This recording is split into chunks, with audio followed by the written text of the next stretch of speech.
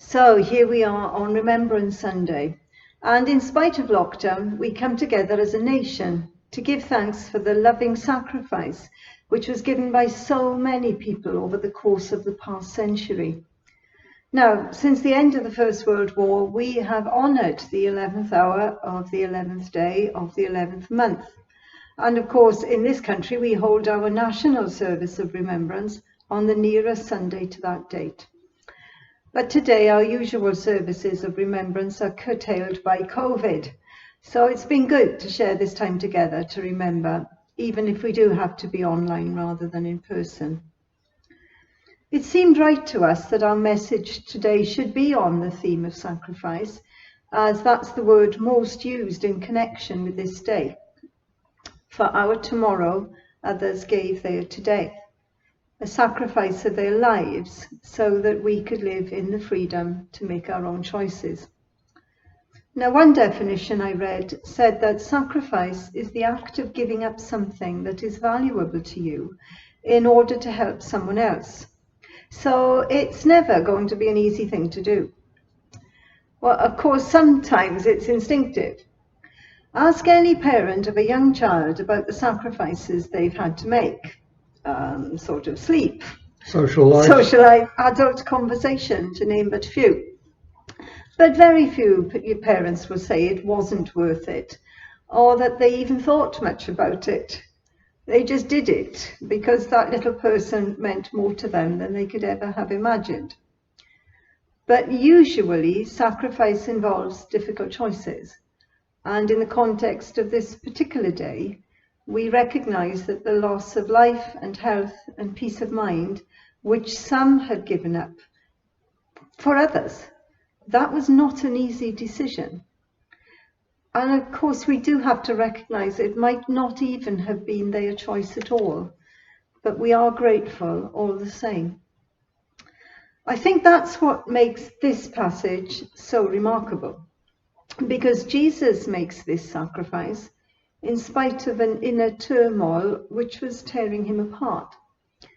He had known for years that his task was to be given up as a willing sacrifice for the sins of the world, so that men and women and children, and indeed the whole of creation, could be renewed and restored to relationship with God his Father.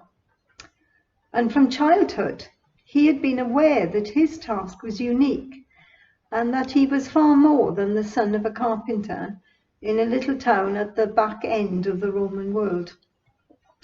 Now, just hours before he and his friends entered the Garden of Gethsemane, he had told them that greater love has no one than this, to lay down one's life for one's friends. But I think that even more astonishing is the realization that Jesus was going to lay down his life for the sake of those who were not his friends at all. Later, the Apostle Paul wrote to his friends in Rome that at just the right time, when we were still powerless, Christ died for the ungodly. Very rarely will anyone die for a righteous person, though for a good person, someone might possibly dare to die. But God demonstrates his own love for us in this: while we were still sinners, Christ died for us. I wonder if this means that Jesus in the garden was facing the stark reality that the sacrifice he was about to make at Calvary was going to be unappreciated by countless people, and even derided or discounted as complete nonsense. And yet, because of love, because he knew that we were all like sheep without a shepherd, going our own way and getting lost, he still said to his Father in heaven, "Not what I will, but what you will." So he died. And in so doing, death was defeated, and he brought light and life into the world. The result is that we don't need to die, and instead we can have eternal life with him. His sacrifice became his gift to us, as he said no to himself. and yes to us. So what does it actually mean to, in the words of Jesus in John 15, verse 13, to lay down one's life for one's friends? Taken literally, it sounds very much like something you could only ever really do once, as was the case, sadly, for the servicemen who we remember today. I was really struck recently by some research quoted in a book that I was reading, which stated that there is one simple question that people with life-limiting illnesses can ask themselves to gauge their chances of long-term survival. And that is this: would you do a favour you didn't really want to for a friend who asked you to? Researchers asked people to imagine that they were sick and only had 6 months to live, and that a friend calls to ask a favour on a day when they've got something wonderful planned.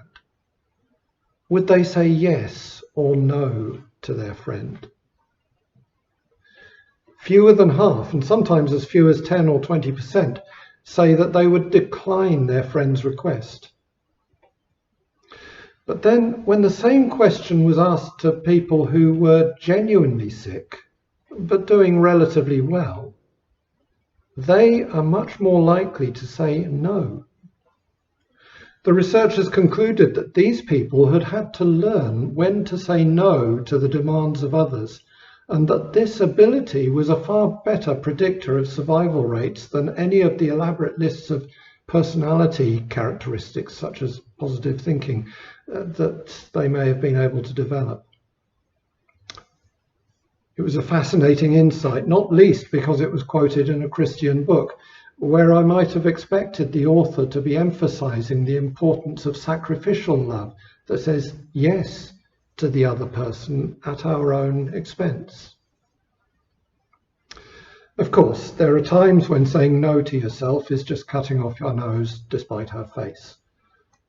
But equally, if we only ever said no to others and yes to self, that wouldn't reflect the sacrificial love and teaching of Jesus, would it?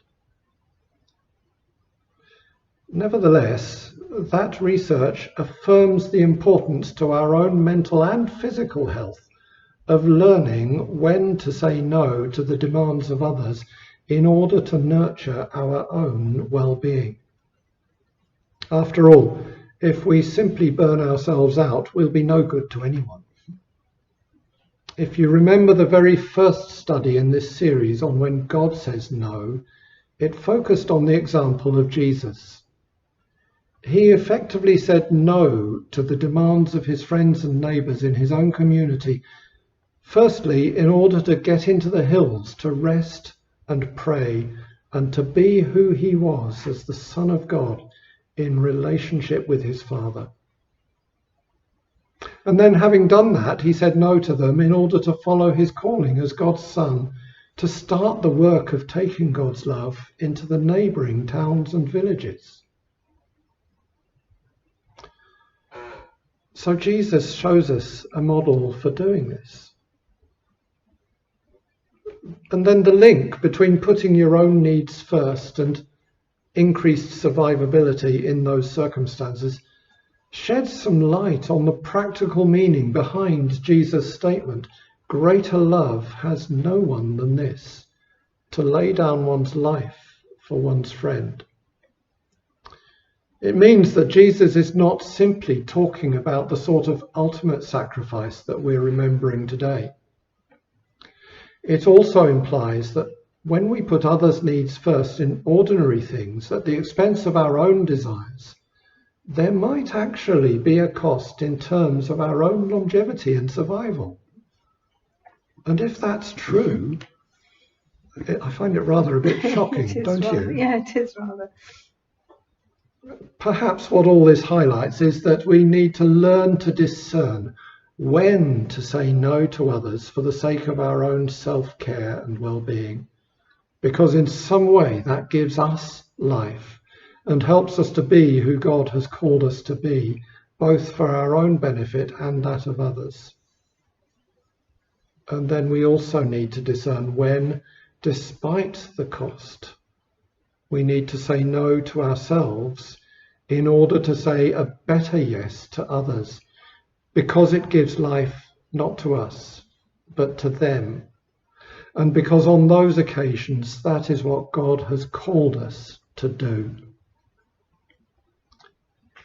Isn't that exactly what Jesus did throughout his life and ministry? Although there were clearly times when he said no to others in order to put his own well-being first, there were also times when he said no to himself in order to put others' needs, including ours, first, to the point where his life was cut short at the age of just 33. Nowhere is that more starkly highlighted than in this profound tension at Gethsemane. I don't want to do this, he says. Please take it away from me. Yet not my will, but yours. He could have said yes to his own desire for self-preservation. But thank God, he chose instead to say no to himself in order to say a much better yes to our cry for help, as ultimately his sacrificial love took him to the cross. Let's respond to Jesus' sacrificial love, which was for us, by focusing on the cross as we sing the song, Jesus Christ, I think upon your sacrifice.